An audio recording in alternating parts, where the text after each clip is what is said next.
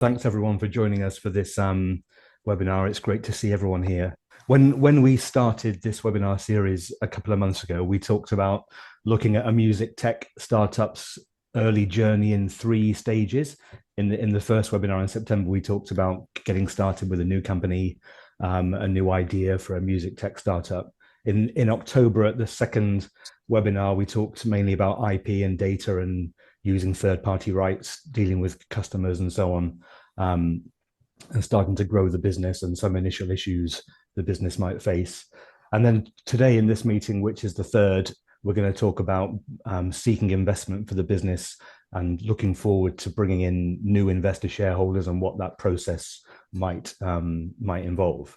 So just some quick introductions in case we haven't met before. As Matt said, my name is Mark Sanders. I'm a partner with Russells. Russells is a London-based law firm, and we work almost exclusively in the entertainment industry. We're best known for our music work. Within music, we act for the full range of players in that industry, from traditional music businesses, labels, publishers, and managers, and so on, through to artists, from superstars to brand new music, and investors in music rights and music companies, and also technology businesses in that sector, which interact with music or the music industry in different ways. And we love working with Matt and MTUK because MTUK brings together lots of those strands in a way which is very interesting to us. So I'm a partner in the corporate team. I focus on advising companies and investors on corporate transactions, including helping startups, venture capital and private equity deals, buying and selling companies, and all forms of corporate advisory work. Before I joined Russells, I worked for big European and US law firms in the city for a long time, doing M&A, private equity, venture capital, and so on. It's a long story, but the short version is that I joined Russells to focus all that experience in the areas that I loved working in, which is basically music industry businesses, tech companies, and founders working to build new businesses. So in terms of approach to this session, as with the first two, I just wanted to emphasize that this isn't going to be a legal lecture with lots of jargon or kind of textbook style. Anybody who wants that, we're always very happy to do, but maybe another time. And we're starting from an assumption that most people watching this webinar are running or working for a pretty early stage music startup. Some may have raised some money and some may have not raised anything yet. So some of these things might be obvious to people that have raised money, but I hope there'll still be some useful things here. Well, we're going to talk about it from kind of our perspective of our experience as lawyers working in the industry, but not in a technical way. Let's say it's more experience based. And as Matt said, we'll sort of pause for questions as we go through. So we're going to talk about four kind of main topics today. The first is preparing a startup to raise investment. The second is the main types of early stage investor we come across and their different approaches to diligence and legals. The third is what are the likely headline terms of a deal with those investors. And the fourth, looking more into the future, is how you might respond to an approach or an acquisition offer. That might sound a long way off, but I've worked with companies who have received approaches out of the blue, and it can be kind of hard to know where to start or how to respond to those. So just a few thoughts on that. And like before, we're going to aim for about 45 minutes with some time for questions at the end and as we go through. So the first area we're going to just consider is around preparing a startup for raising investment, or short title, I would call this know your own business, and just some key areas to think about as you begin to prepare. So first, be ready for due diligence. And what that means is get organized with contracts and documents, find all the paperwork, which is going to be very important in the investment round, and check stuff. You make sure things are signed and dated, that documents are complete. That can occupy a lot of time later in the process if things are missing. So we encourage everyone to get stuff found early on. Ideally, get an online data room as a place to host all that information. It looks very professional. very organized, and it's the best way to give controlled access to lots of different people potentially. Investors are going to want to look at the whole business, not just the fun, interesting stuff. So it's going to be everything down to office premises, employees, insurance, IT, as well as the more kind of exciting IPR and customers and those areas of the business. The second thing I'd say is be ready for questions. Think about what are the obvious questions that investors will ask. And as I said before, the way that I think about that is know your business, which means make sure that somebody in the team is on top of all the different aspects of that and the business model, the legals, technical, and so on. I used to work with a fintech startup that operated in a very complex regulatory environment, and there was one particular team member that happened to have done a law degree originally, and he took responsibility for everything regulatory. That it was always very comforting to investors that there was one guy who was clearly across every possible detail of the business model and the regulatory environment that they were operating in. And sometimes all that means being on top of things that you don't know, kind of known unknowns, as it were, because that's important as well. If areas of the business are not yet figured out or unclear, you need to be able to articulate that too. And if there's any history in terms of where the business came from, is it the successor to a previous company or something like that? It's helpful to be able to explain that history to investors so they know where everything came from. And as part of figuring that out, it's important to know where are the problems, because not everything will be perfect and no investor expects that they will be. It comes across much more convincingly if you can identify where issues or problems in the business might be and call them out to investors rather than try to hide them, because it gives them confidence that management teams are on top of where there might be gaps or issues in the business. So that could be legal problems or accounting weaknesses, missing information, missing agreements, or kind of threats that you've identified to the business. All those things are helpful to articulate to investors. And it's not negative to do that. It comes across as understanding the market that you're in, and you can demonstrate that you've got problems or solutions to those potential issues. Another area is that people always say figure out the cap table, and exactly what the cap table means. It sometimes sounds like something very complicated, but actually for an early stage business, it's very straightforward. It just means knowing exactly who your shareholders are, what their equity ownership is, whether there are options or people that might have rights to subscribe for shares in the future.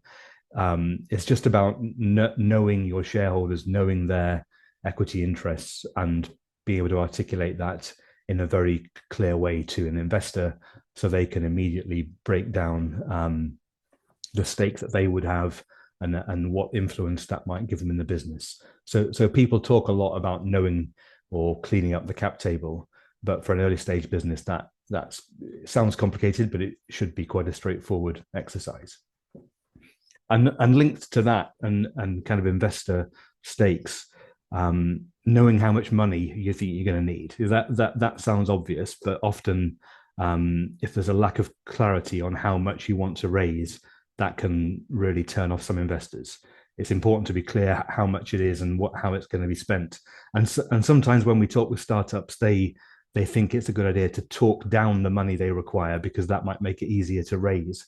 In my experience, it's often the opposite, and by asking for more and articulating how that would be spent, that can be convincing and come across much better. It makes investors believe you're not going to run out and that you've got plans that they can help to fund. So you can always talk it back down after that if it doesn't work and take things out of the plan. But it's important to start confident. And then having thought about all those things, prepare investor materials to go in that data room to present the best picture of the business to investors. So starting with a pitch deck. Often people say, well, what should that look like? And I was at the Sound Ventures event, which MTUK helped organize in October.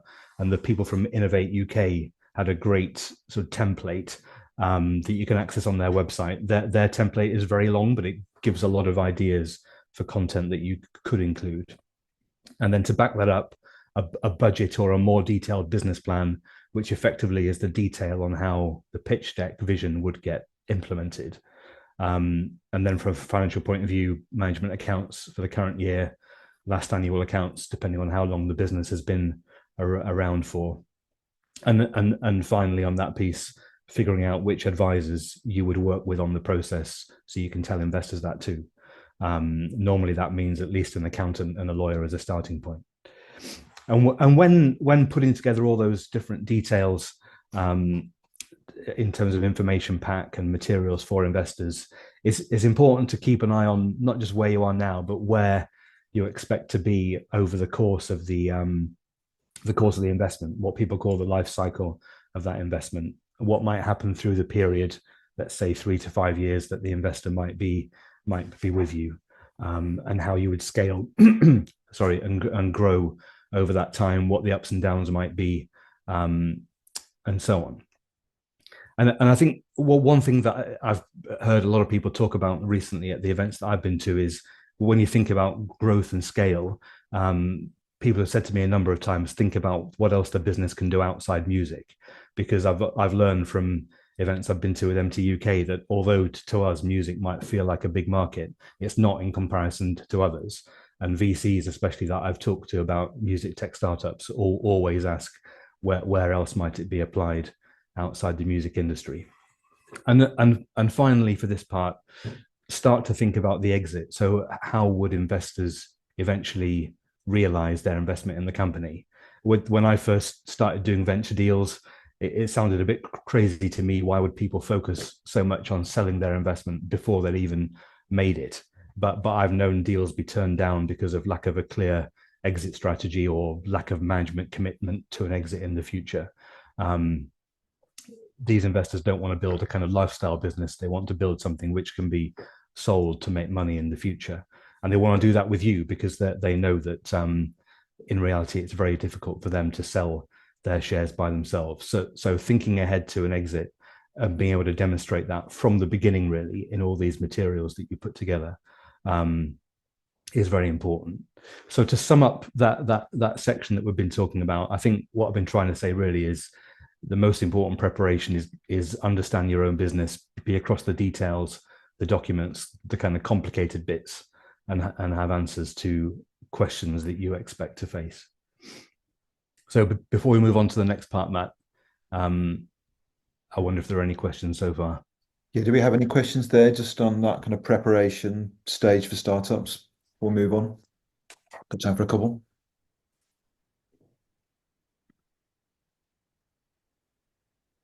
I have a question.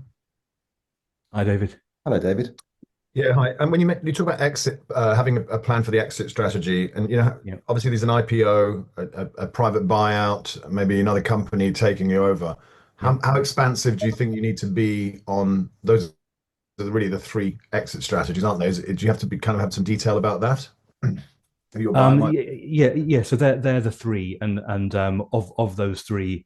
Kind of IPO is obviously the most difficult, and a refinancing by another investor or a sale to another business are more likely routes. But I think for a very early stage company, it's not necessary to have an enormous amount of detail.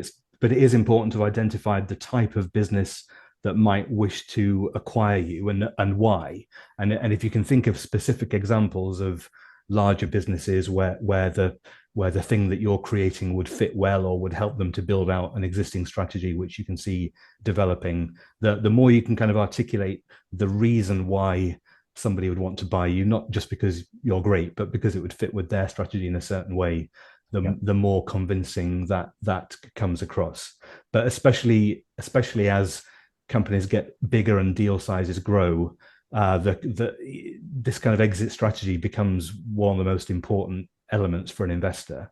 And so the more convincing you can be on that, the more the investor will trust that you're going to get them out again in the future, that in a couple of years, 3-5 years, whatever the timescale is, you will successfully get them out. So in short, I would say not a huge amount of detail, but enough with enough kind of specificity to show that it's been thought through and that it's kind of real. Yeah. Great, thank you. Thanks, David. Any other thoughts, questions? Yeah, I've got a quick question, Sasha here. Thank you, Mark, for the advice. It's really good to be here today. When you talk about like due diligence and know your business and so on, it sounds a bit like you need to have a business in order to get a business funded. When you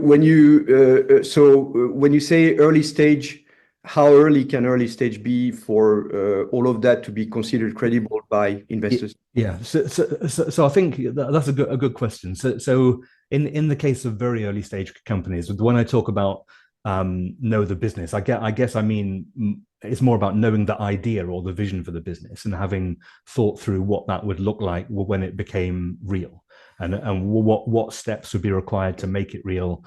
What would you need to do? What funding would be required to get there? So I've worked on the business plans when there was literally nothing yet apart from two guys and an idea, and then with those people starting to think through, right, so this is our vision for where we want to be in 1 year, 2 years, and how do we take the first steps to achieve that. So I think and obviously, if it's at that stage, then there are going to be far less materials in terms of the board, agreements and kind of tangible stuff that I was talking about, and more along the lines of market information and the vision for the business articulated in a reasonably detailed way. So yeah, I think you can start it from an idea as well as from a business that's already operating. In either case, it's about putting together enough materials to demonstrate that the growth plan, the reason to raise the money and what you're going to do with it is real and achievable. Okay, and so when you as a lawyer work with people who are as early as those two guys with just a vision, yeah.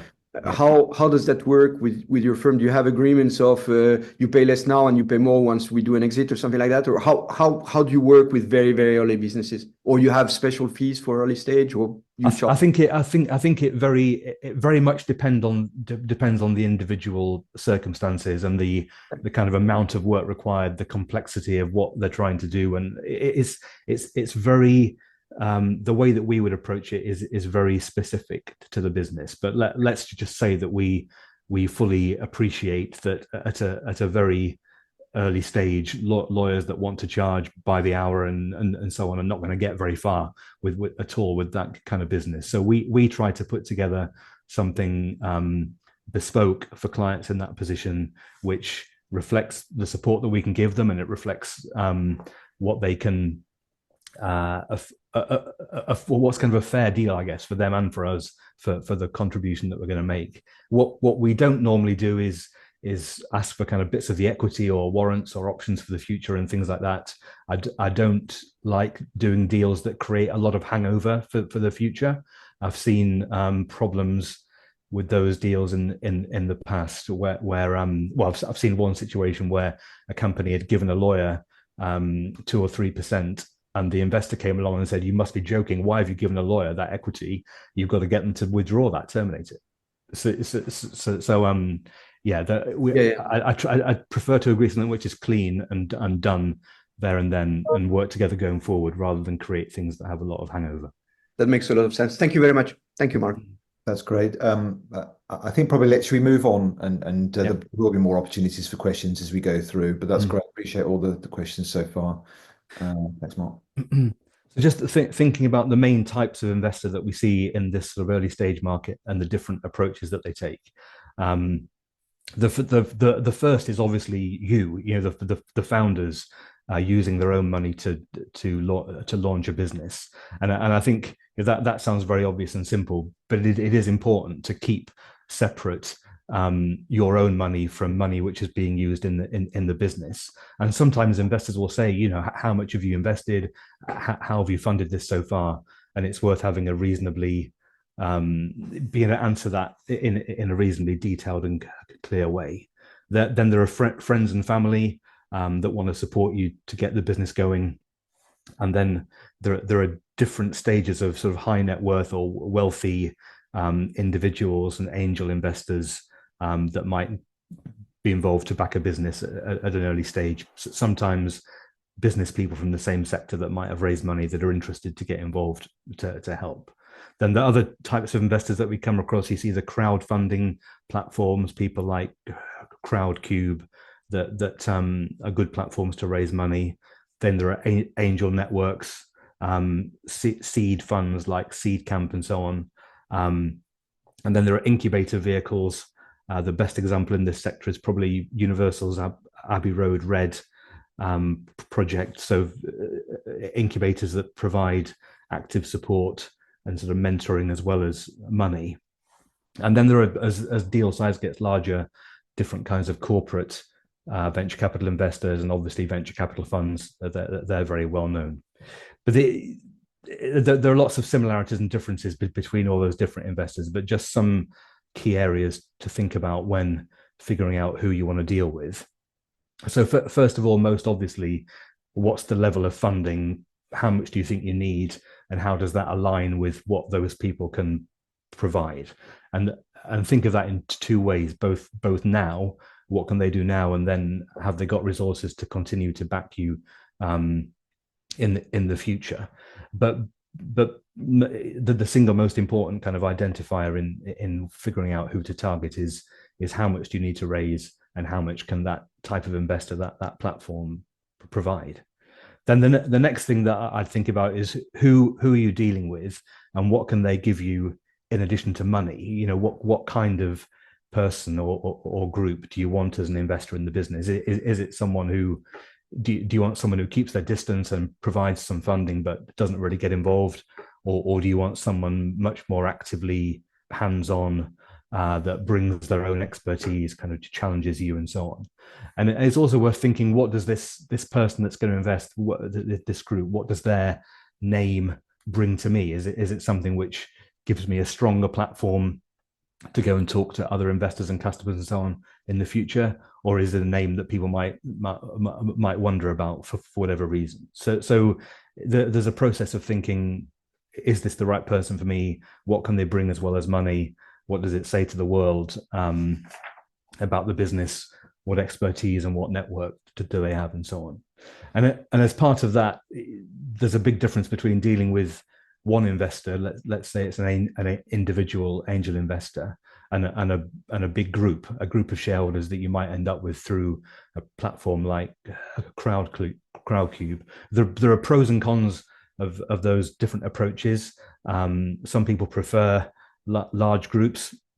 Some people prefer a kind of an individual relationship with one or two people. I think there's no right answer to that. It's about what instinctively you prefer for the business and what you think will deliver the most value.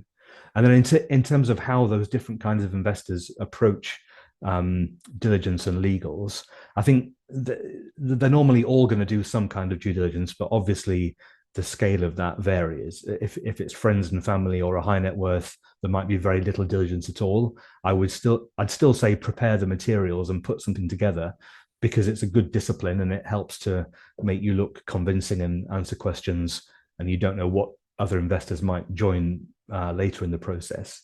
But as a rule of thumb, obviously, the more sophisticated the investor is, the more they're going to look at the business and the more diligence work that they'll do. And similarly, in terms of legals, if it's a friends and family or an individual, that they might be very relaxed about documentation. If anyone says to you they'll do it without an agreement, I'd say no to that. It's not a good plan to do something with no legals at all, but it can be very simple, a record of what they've invested in the basic terms. I really would resist anyone that says we don't need an agreement. As to exactly what documents the different types of investors need, that becomes quite bespoke situation to situation. But for some of the large groups, they might say that they'll rely on a set of articles with investor rights there only, and no direct agreements with the founders. If it's a real seed investor or a VC, they're going to expect a full suite of legal agreements, which includes a subscription agreement to invest the money, a shareholders agreement that regulates their ongoing relationship with you, and then a set of articles, employment agreements and a whole kind of raft of other documents to record the whole deal. So I think to sum up this piece, I would what I'm trying to say is think about who the audience is and what your pitch to that audience would be, because investors are not the same. They take different approaches and they bring different things to your business. It's worth thinking about what you want from a deal, what they can bring to you, and how you can deliver what you've promised to them. And just moving on to the kind of what would the headline terms of that investment look like.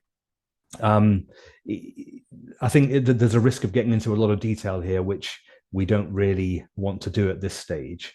But fundamentally, investors are looking for a set of terms that record the financial deal they've agreed, protect their investment, create alignment between them and the founders, and then enable an exit. And in the meantime, let you run the company effectively under their supervision. So we just talk about these in sort of four main categories, because I find it a bit easier to think about that way. As I say, high level only, because there's a lot more detail behind this. So the first kind of main area would be governance and management team. So things like investors want to agree what the board composition is, who will be on the board, whether they have the right to be on the board themselves. That they want information rights and access to monthly or quarterly reporting detail on what the business is doing. And then they want some controls in terms of consent rights or vetoes, a list of things that you can't do without their approval. They tend to refer to that as negative control. In other words, they don't want to make you do things because that's your job as management, but they want the ability to stop things that they don't think are right for the business. And they also want ability to influence the employment terms or incentive terms of management team members and employees. They're going to want to agree up front, for example, how much is allocated to an option plan to incentivize employees, which they tend to see as a powerful tool to motivate people. So the second area I mentioned is kind of investor protections, which starts with sort of basic statement on the use of funds, what you're going to spend the money on. It's going to be aligned with the business plan that everybody has agreed. Sometimes they might ask for funding milestones where the business needs to achieve something either in a financial sense or in a technical or commercial sense before more money is invested in over time. And then they're going to want protections of a more financial nature against how they get their money back and what happens on future funding rounds, and so on. And they're going to want a set of warranties, in other words, promises about the status of the business that underpin what they've been told about the business and what it does and its legal position and financial position and so on. So a set of warranty statements from the company itself and normally from founders individually. And then the next area would be, I guess you'd call it alignment, or I sometimes call it the glue, because it's the terms that make people stick around and work together. So probably most controversial of all in a lot of early stage and venture deals is what investors would call leaver terms. So what happens to a founder's shares if they leave the business for any reason? Can they keep those shares? Do they lose them? That's probably the single most controversial area, but it's very important in terms of alignment. And then what investors call share vesting. So do founders get all their value on day one, or do they need to work for a period of years in order to earn that value? And linked to those kind of lever arrangements, things like non-compete restrictions, limits to what other people can do outside the business to make sure they're fully focused on the business activities, but a set of things that are designed to make it very unattractive for people to try to leave or do something else. And finally, on this section, I talked about this at the beginning, but exit controls. terms which enable an investor to influence how an exit would take place in the future. So most basically, the ability to require a management team to work on an exit process, what's called a drag right, which enables an investor to force other people to sell, but a set of terms that in the future can be used to try to ensure that an investor will eventually get an exit and not be locked into a business indefinitely. So in summary, I think that the way that I try to sum up this part is know the terms, develop an understanding of what investors' deal terms look like, talk to people about the deal they agreed, what the terms were, how it worked for them, whether they thought it was fair or things they thought were difficult. And by doing that, you kind of get used to the terms that you might have to live with or accept in the future. And it helps when you're talking to investors to show that you understand what these things mean. It just goes to give them the impression that you're a more expert management team, that you understand the way that investors would work in a legal terms sense, and that you know what the bargain is, you're part of the bargain, and what would be expected of you. So Matt, I wonder whether we want to just ask if there are any questions on that part before. Yeah, that's great. That's great. Thank you, Mark. Yeah, that was really useful and detailed. Any kind of questions from the group in terms of those headline terms, the main types of investments and so on? I've got a quick question. It's a difficult question to answer, but the advice I was given was to try and get around 3 investors. Yeah. So you weren't totally controlled by one investor effectively. And earlier in the year, we had a couple of investors interested, but what was a big learning curve for me was that one of them didn't feel they had time to do the due diligence and lead that element, and the other was too inexperienced. Yeah.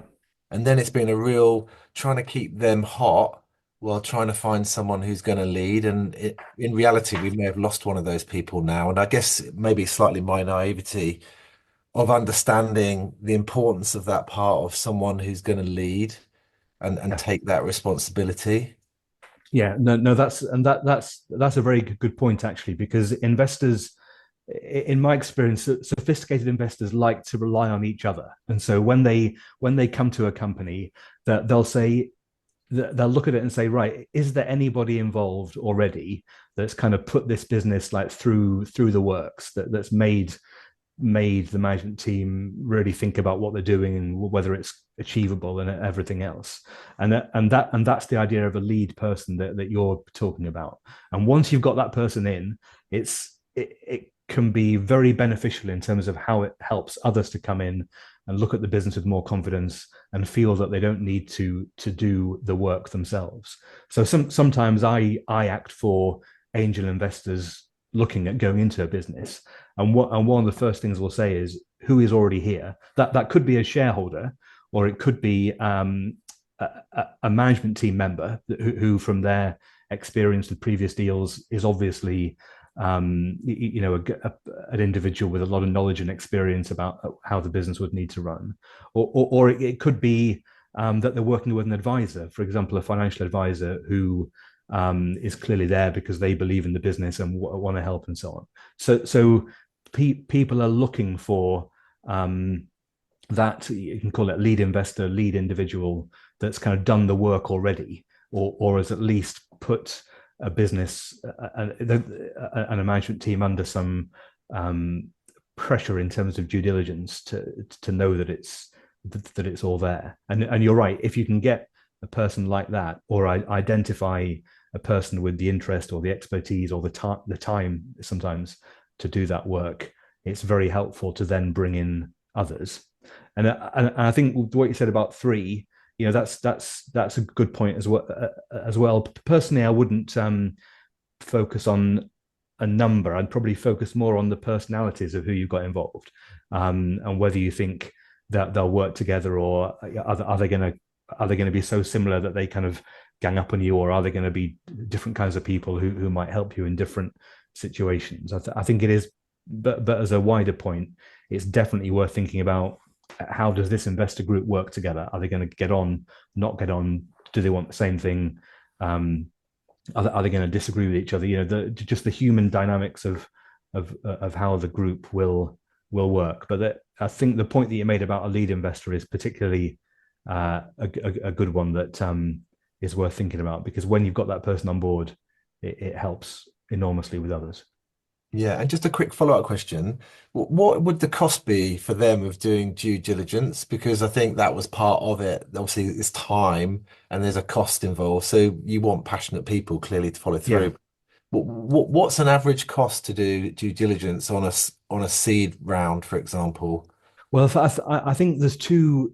The due diligence in that context can mean two different things. It can mean, and often this is the most important, what people would call commercial due diligence. So understanding what's the product, what's the market, is it going to actually be successful or not, and that is often more about input of time than costs with advisors, because it's about getting a person with the right expertise to do that thinking and spend that time with the management team to get comfortable with it.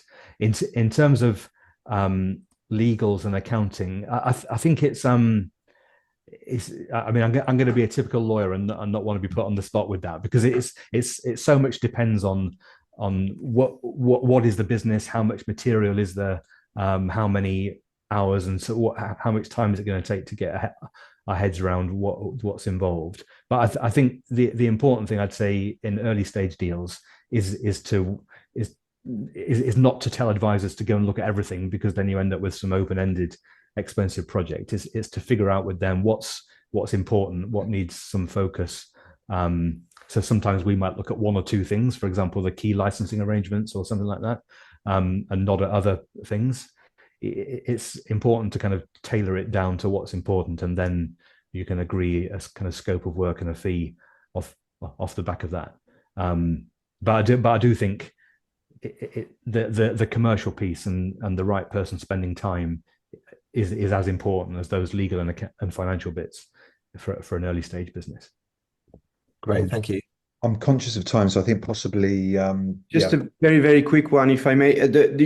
Mark, you mentioned subscription agreement and shareholder agreements. Is there a place where we can find templates to do a bit of homework to understand more concretely what you mean?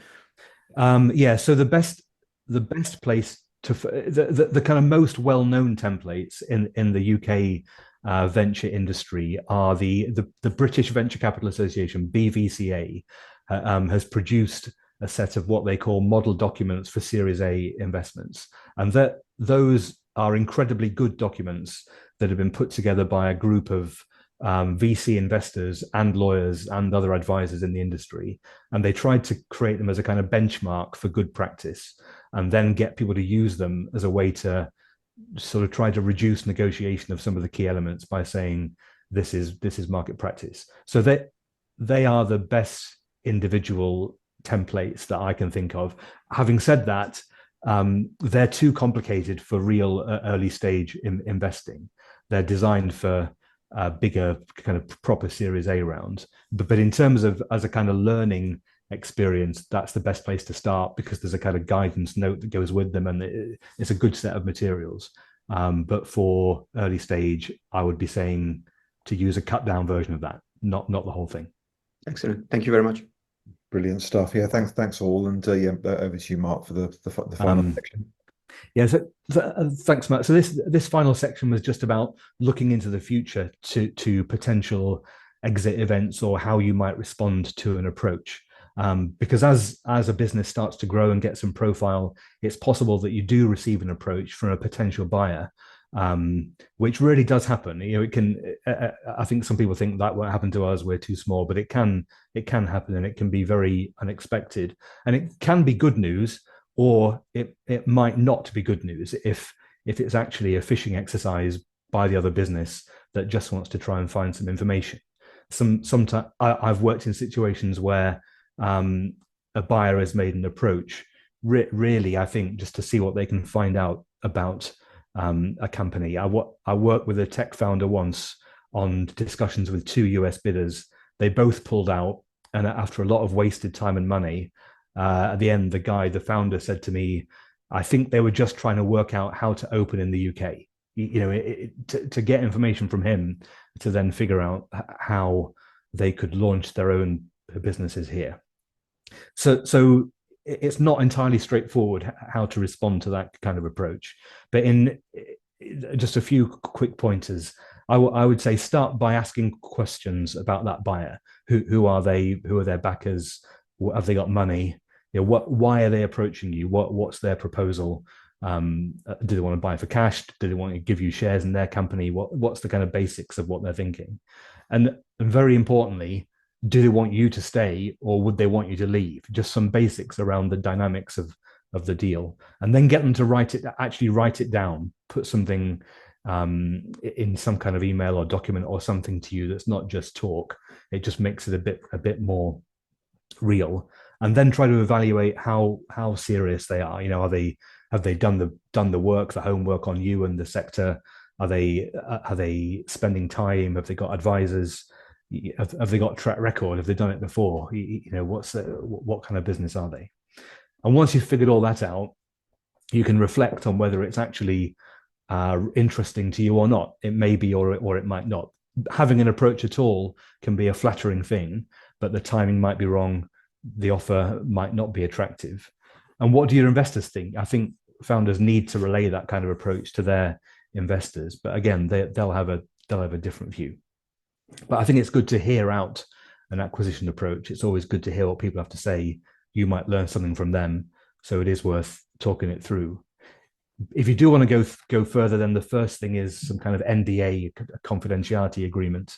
And again, as I was just saying about the BVCA, they've got some useful templates of that type of document, which are quite simple and can save a lot of time compared to bespoke NDAs. And then once you've got that signed, start by giving them very little, bit by bit, step by step, until you're really confident in the deal. The best way to protect your own confidential information is to give it out a little bit at a time and to hold back what's important until further down the track. And also I would say get a financial advisor. And the reason I say that is that sometimes it's very hard for founders to know the true value of their own business. Sometimes the question is not what it's worth to you, but what it would be worth to the buyer. And that can be a difficult thing to work out without some expert help. I worked on a deal once where I said to the founder I was acting for, how did you arrive at this valuation? Where did this number come from? And their answer is, well, because that's what they offered me. That's what the buyer offered me. And that may or may not be the right number. But looking back on that, I always think that person may have left a lot of money on the table, although they were happy with the deal that they did. And if you decide to go ahead with M&A, what happens next is not really for this webinar, but it's almost back to where we started at the beginning with knowing the business, getting ready for diligence, being organized, and data rooms and so on. The initial stages are almost like a repeat of that, because it's a bit like I always think it's a bit like the kind of circle of life. It's one team's exit is another's entry investment into your business for their funding and their growth. It's very much a kind of circular, ongoing process. It's not the end of a business; it's the beginning of its next stage. So I think for that part, Matt, that was it. Just a few quick pointers along those lines, but happy to take any more questions about that. Great stuff. Thanks, Mark. Yeah, any other questions from the group? Yeah, I had a quick question, if that's okay.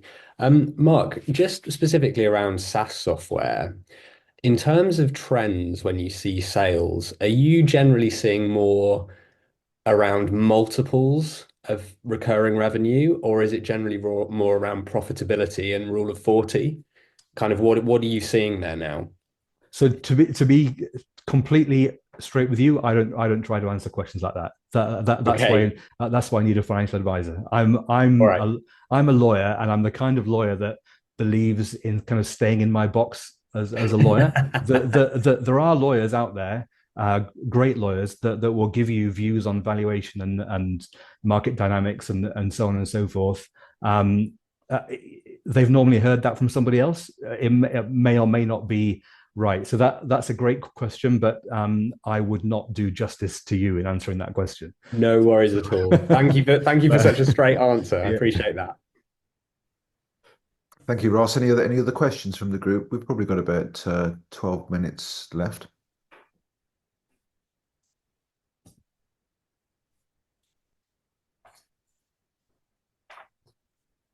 Maybe another question that, Mark, that you can't answer, but well, maybe the right question would be, so where do you think we can get financial advice? So my initial question was going to be, what proportion of the equity, no, what determines the investors' appetite for particular proportions of the equity? Like, is it proportional to how much effort the founders would have put in, or how much of their personal money they would have put in? Or is there any notions of that side? Or is it that as a founder, you can say, well, I'm bidding for 10% of my company or something like that?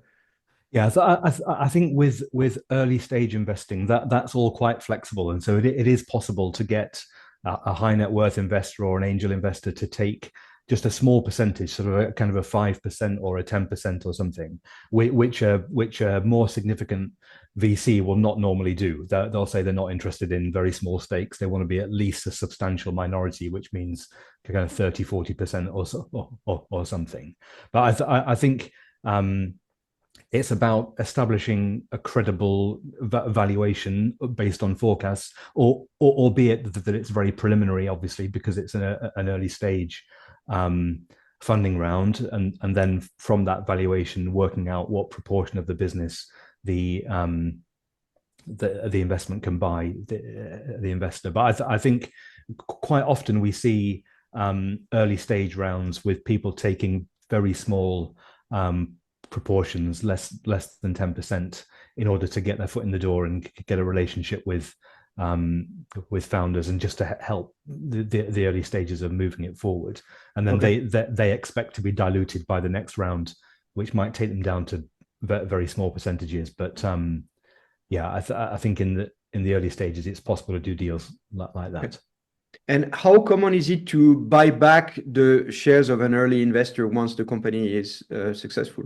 Do people do that, or it's frowned upon, or does that happen? That does happen. Yeah, where in a future funding round, a seed round or a Series A, some of that money can be used to take out early stage investors who say, they've done their bit, that was the phase they were interested in, and now they and now they want to exit. But people often don't, though. Often when a bigger investor comes in, that's a reason to stay. I remember I worked on a deal where we were acting for an incoming big venture investor, and they said, look, we want to try and take out some of these small shareholders we went through the whole shareholder list and said, who can we potentially buy out to tighten up the shareholder base.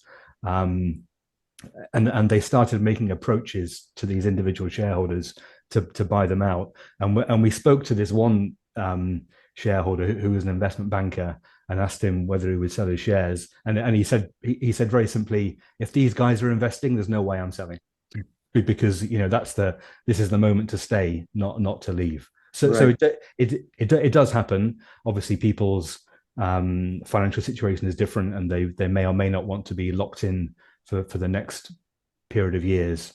But it's deals can certainly be done like that, and do happen. Yes. Excellent. Okay, thank you. That's great. Anyone else? Got a few minutes left for any further questions? Anything at all that's on your mind? Now's the moment to share.